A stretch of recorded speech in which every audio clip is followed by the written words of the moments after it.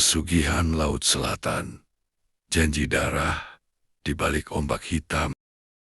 Jangan pernah datang ke Laut Selatan kalau kamu tidak siap kehilangan sesuatu. Karena di sana bukan hanya ombak yang menunggu, tapi ada yang hidup dan selalu meminta bayaran. Orang-orang bilang, kekayaan bisa datang dalam semalam. Rumah mewah, uang tak habis 7 turunan. Tapi mereka tidak pernah bertanya, apa yang harus dikorbankan untuk mendapatkannya. Ini bukan sekadar cerita pesugihan. Ini tentang perjanjian kuno antara manusia dan sesuatu yang seharusnya tidak pernah disentuh. Di sebuah desa kecil di pesisir selatan Jawa, hidup seorang pria bernama Raka. Raka bukan orang jahat. Dia hanya orang yang kelelahan hidup. Hutang menumpuk, usaha bangkrut. Istrinya sakit-sakitan, anaknya sering kelaparan. Setiap malam, dia hanya bisa menatap laut dari kejauhan. Dan setiap malam itu pula, dia mulai mendengar sesuatu. Suara bisikan halus. Datanglah. Awalnya, dia pikir hanya angin. Tapi suara itu terus muncul. Semakin jelas, semakin dekat. Sampai suatu malam, seseorang mengetuk pintunya. Suara ketukan pelan. Seorang pria tua berdiri di depan rumahnya. Matanya kosong. Senyumnya terlalu lebar. Kalau kau ingin kaya, aku bisa bantu. Raka diam, tapi kau harus berani. Pria tua itu membawa Raka ke pantai. Tepat tengah malam, langit gelap, tak ada bulan, hanya suara ombak yang terasa seperti napas sesuatu yang hidup. Ini bukan laut biasa, kata pria itu. Ini gerbang. Raka mulai merasa takut. Gerbang ke apa? Pria tua itu tersenyum. Ke dunia yang bisa memberimu segalanya atau mengambil segalanya darimu. Ritual dimulai. Raka diminta membuka baju, berjalan ke air laut. Perlahan, air terasa dingin, tapi anehnya, seperti menyentuh kulit hidup. Jangan menoleh ke belakang, apapun yang terjadi. Tiba-tiba, laut menjadi diam, lalu muncul sesuatu dari dalam air. Bukan manusia, bukan juga ikan. Sosok wanita, berambut panjang, mata kosong, kulitnya pucat, seperti mayat yang lama terendam air. Dia mendekat. Raka tidak bisa bergerak. Apa yang kau inginkan? Suara itu menggema, bukan dari mulutnya. Raka gemetar. Aku ingin kaya. Semua punya harga.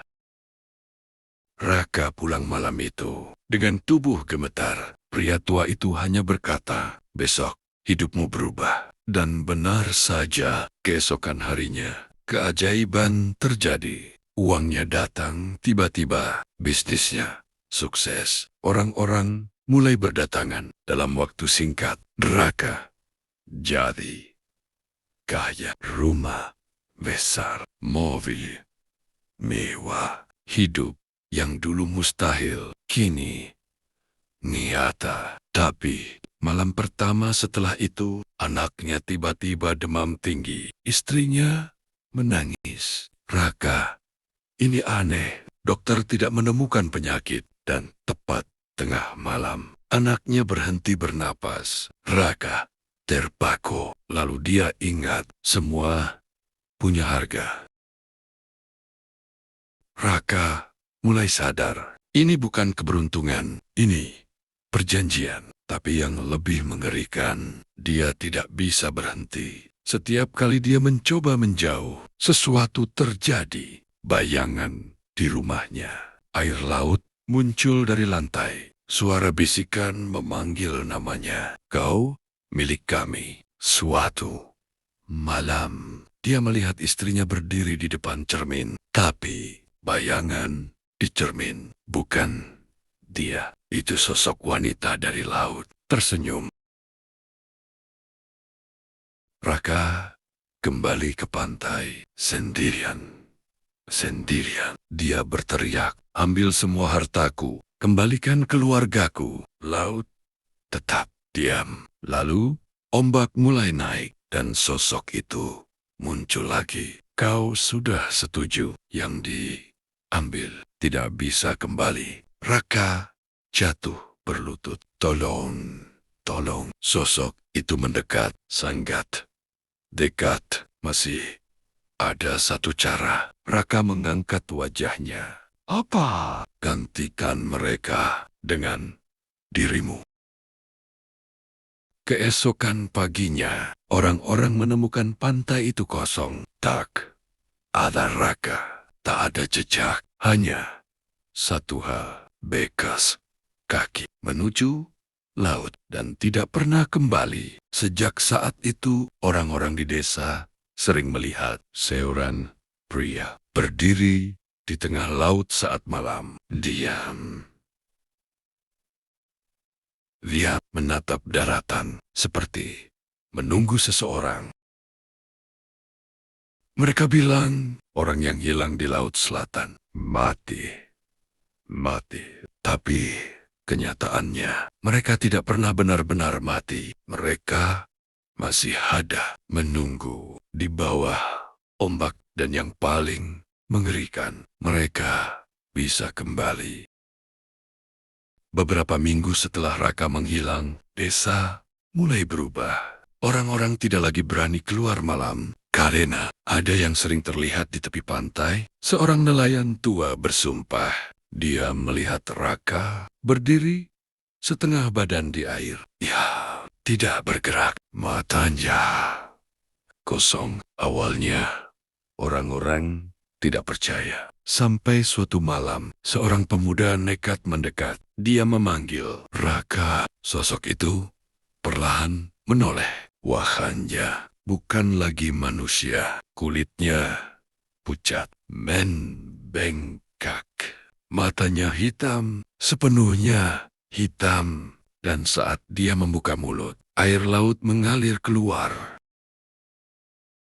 Keesokan harinya, pemuda itu ditemukan di rumahnya dalam keadaan hidup, tapi tidak sadar. Tubuhnya basah, seperti baru keluar dari laut. Dan yang paling aneh, di lantai rumahnya ada jejak air. Menu kamar, tapi tidak ada jejak keluar. Sejak saat itu, dia mulai berubah. Tidak bicara, tidak makan. Hanya duduk menatap ke arah selatan. Sampai suatu malam, dia berdiri dan berjalan keluar rumah. Keluarganya mencoba menahan, tapi tubuhnya tak dingin dan kuat. Dia berjalan tanpa suara. Tanpa suara. Menu pantai dan tidak pernah kembali.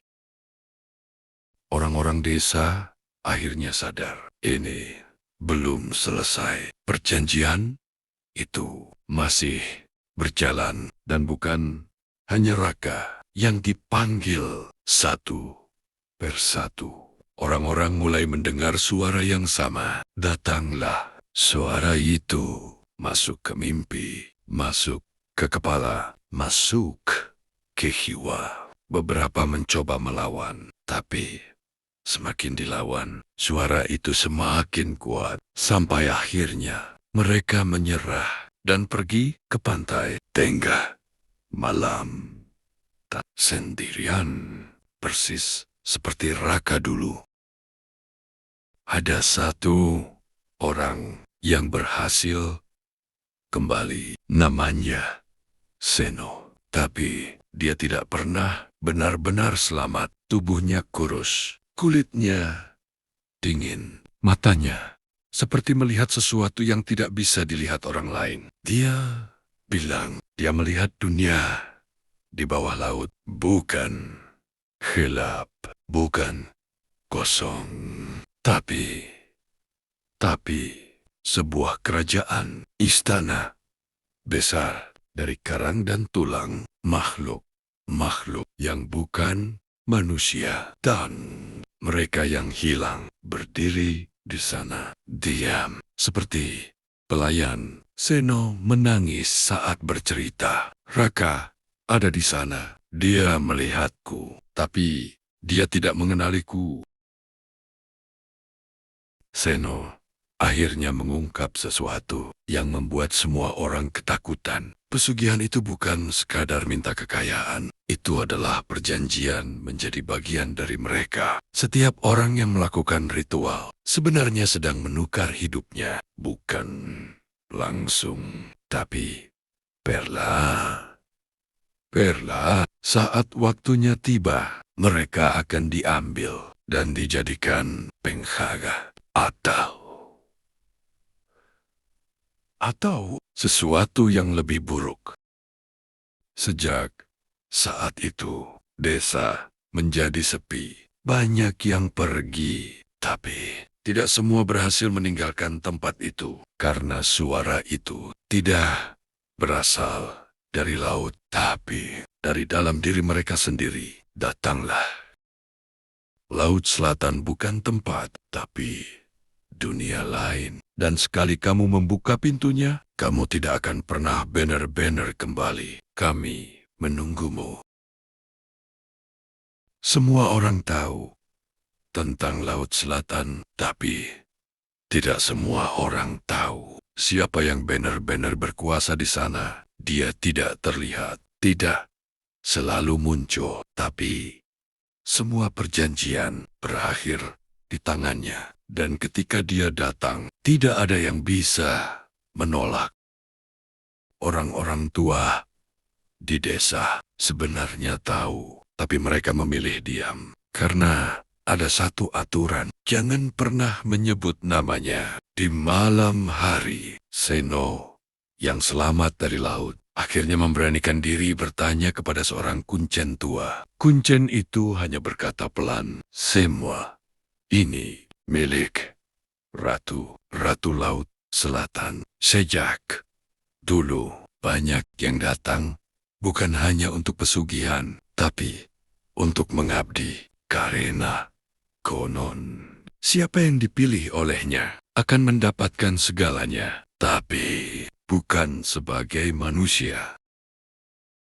Tidak semua orang bisa melakukan pesugihan itu. Hanya mereka yang dipanggil, dan tanda-tandanya selalu sama. Sering bermimpi laut, mendengar suara wanita, melihat sosok di air, dan merasa ditarik setiap kali melihat ombak. Seno menyadari, Raka bukan mencari pesugihan. Raka dipilih, dan itu jauh lebih mengerikan. Karena yang dipilih tidak punya jalan kembali. Suatu malam, bulan purnama muncul dan laut tidak seperti biasanya. Airnya tenang, terlalu tenang. Seno berdiri di kejauhan, merasa sesuatu akan terjadi. Dan benar saja, ombak perlahan membuka, seperti jalan. Dari dalam laut muncul sosok wanita berpakaian hijau anggun. Tapi aura yang keluar darinya bukan keindahan, melainkan kekuasaan. Semua orang yang melihat langsung jatuh berlutut tanpa sadar, tanpa bisa melawan. Dan di belakangnya berdiri mereka yang hilang, termasuk Raka. Sosok itu berbicara, tapi tidak dengan suara, melainkan langsung ke dalam kepala. Kalian meminta, kami memberi. Sekarang waktunya membayar. Seno mencoba melawan. Dia berteriak, "Hentikan ini!" Untuk pertama kalinya, sosok itu menoleh ke arahnya dan tersenyum. "Kau sudah melihat dunia kami. Kau juga milik kami." Tiba-tiba, semua orang yang berdiri di pantai merasakan sesuatu di kaki mereka. Tapi bukan air biasa. Air itu bergerak, seperti tangan menarik. Orang-orang mulai berteriak, berlari. Tapi tidak ada yang bisa lepas karena laut sudah memilih satu persatu. Mereka ditarik ke dalam tanpa heyak, tanpa suara. Zeno mencoba kabur, tapi dia melihat sesuatu yang membuatnya berhenti. Raka berdiri di depannya, menatapnya, lalu mengulurkan tangan. Zeno tahu ini bukan Raka lagi, tapi dia tetap menggenggamnya. Dan saat itu juga, laut menelan mereka berdua. Beberapa tahun kemudian, desa itu benar-benar kosong, ditinggalkan. Tapi kadang masih ada orang yang datang. Pendatang, orang asing yang penasaran. Dan setiap kali itu terjadi, cerita yang sama terulang lagi. Seseorang mulai mendengar suara, datanglah. Pesugihan Laut Selatan bukan tentang kekayaan, tapi tentang siapa yang dipilih untuk menjadi milik mereka. Dan mungkin tanpa kamu sadari, suara itu sudah pernah memanggilmu. Datanglah.